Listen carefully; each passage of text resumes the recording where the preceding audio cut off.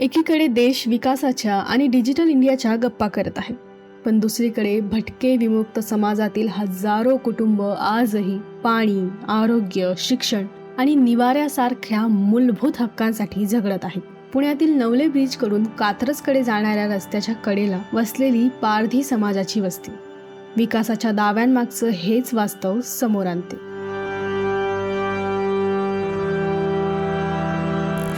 पुण्याच्या गजबजाटापासून काही पावलांवर असलेल्या या वस्तीत सुमारे 1000 ते 1500 लोक वास्तव्यास आहेत. टीन पत्रे, ताडपत्री आणि लाकडी फळ्यांच्या आधारावर उभ्या राहिलेल्या झोपड्या, उघडी गटारे, पाण्याची अपुरी व्यवस्था आणि मूलभूत सुविधांची कायमची प्रतीक्षा हेच इथलं दैनंदिन वास्तव आहे. खाली माणसं म्हणते, कॉर्पोरेशन म्हणते इथंच निघा. ही जगासाठी आम्ही 25-30 वर्ष राहिलं.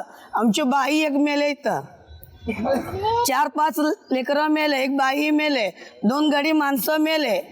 कॉर्पोरेशन येऊन 4-4 दिवस 5-5 दिवस गाडी इथं थांबवते हकलू काढायला. आम्हाला बसून बी आम्ही जाते नाही. एवढे वर्ष झाले काठीले हाणते, हे करते, पोलीस स्टेशन घेऊन जाते, परत आम्ही जाते नाही. आम्हाला पुढं कुठं थोडी जगा द्या, आम्हाला रूम द्या, कुठं जगा द्या, आधार कार्ड द्या, मतदान कार्डचा काय थोडी द्या, तुम्हाला आम्ही मतदान टाकणार. तुम्ही काय म्हणते आम्ही ऐकते. मग आमचा पण जरा विचार करा की तुम्ही. रस्त्याच्या कडेला उभ्या राहिलेल्या या वस्तीत महिलांसाठी जगणं अधिकच कठीण आहे. शौचालय नाही, स्वच्छ पाण्याची सुविधा नाही. गरोदर महिलांना तर अनेकदा जीव मुठीत धरून दिवस काढावे लागतात. कागदपत्रांच्या अभावामुळे उपचारांसाठी दवाखान्याचे दरवाजेही अनेकदा बंद होतात. आधार कार्ड द्या, मग डिपोजिशन भरा, तेव्हा तुमचं डिलिव्हर होणार.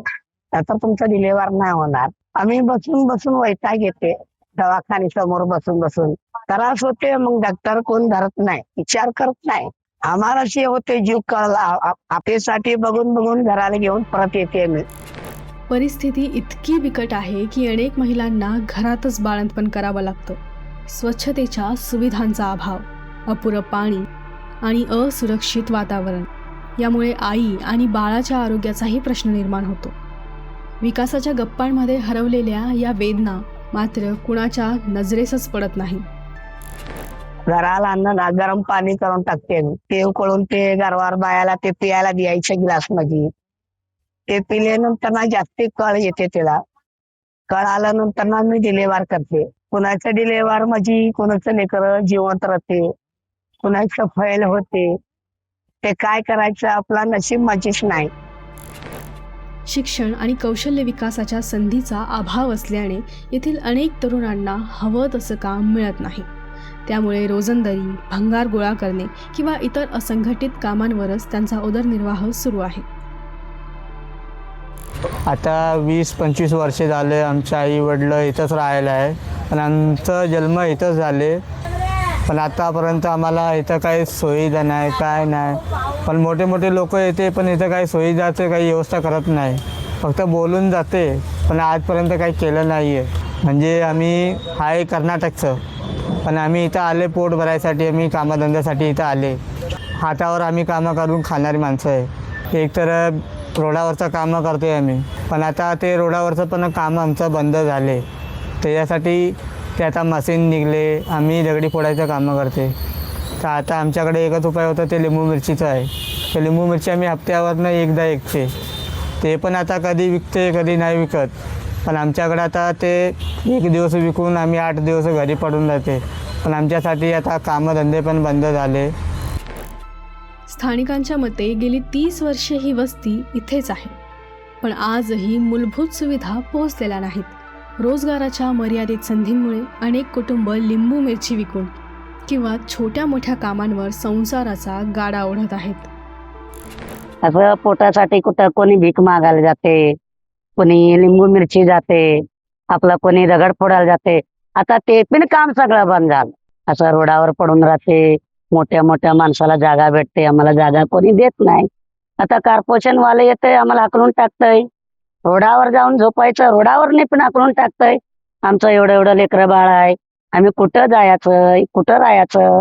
तुम्ही तरी थोडं मोठं मोठाचं शर्मान लोकांना जागा भेटते, असं गोर गरीबला पण थोडं बहुत जरा बघायचं. सर्वात वेदनादायी वास्तव म्हणजे इथल्या अनेक मुलांचं बालपण. जन्म प्रमाणपत्र, आधार कार्ड किंवा इतर कागदपत्र नसल्यामुळे अनेक मुलांना शाळेचा उंबरठाही ओलांडता येत नाही. हातात पुस्तक असण्याच्या वयात ही मुलं आयुष्याशी 2 हात करताना दिसत आहेत आणि त्यांचं भविष्य अजूनही अंधारातच आहे.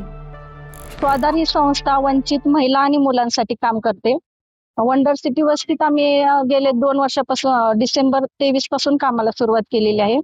त्या वस्तीतल्या लोकांना बेसिक मूलभूत सुविधाही नाही आहेत. टॉयलेट, पाणी, बाथरूम या सुविधा पण नाहीत. कोणती कागदपत्र नाही आणि सर्व मुलांचे जन्म घरी झाल्यामुळे त्या कोणाचे जन्म दाखले, आधार कार्ड नाही आहेत. आमची स्वाधार संस्था ही मुलांच्या सर्वांगीण विकासासाठी काम करते. त्यामुळे आम्ही पहिला मुलांना शिक्षणाच्या प्रवाहात आणण्यासाठी प्रयत्न केले. पण आम्हाला इथे खूपच अडचणी आल्या. शाळेत दाखल करायचं म्हटलं तरी मुलांना प्रथम आधार कार्डचीच गरज आहे. कारण जरी RT ऍक्ट अंतर्गत मुलांना शाळेत दाखल करून घेतलं तरी UDAS किंवा त्यांना DBTचा लाभ मिळण्यासाठी त्यांचं आधार कार्ड गरजेचंच आहे. मुलांना प्रवेश देत नव्हती. पण इथल्या पुणे शिक्षण विभागाने आणि शाळा क्रमांक 162 थोरवे शाळेतील मुख्याध्यापक आणि राणी मॅडम आणि शिक्षकांनी पण सहकार्य केलं आणि मुलांना विना आधार कार्ड दाखल करून घेतलं.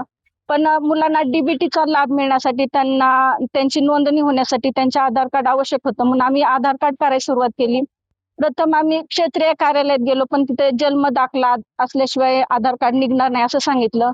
मग आम्ही ससूनला गेलो की वयाचा दाखला काढून त्याच्यावर मुलांचे आधार कार्ड निघतात का, पण वयाच्या दाखल्यावरही आधार कार्ड निघलं नाही. मग आम्ही कात्रजच्या तलाठी ऑफिसमध्ये गेलो. तिथं आम्ही सविस्तर सगळ्या मुलांच्या यादीसहित लेटर दिलं की मुलांचे इथले आधार कार्ड निघावे, पण तिथंही काही झालं नाही. मग आम्ही CWC येरवडा इथे गेलो. इथल्या पालकांना आणि मुलांना पण घेऊन गेलो होतो. तिथेही खूप प्रयत्न केले, पण अजूनही तिथनं काही आम्हाला यश मिळालं नाही.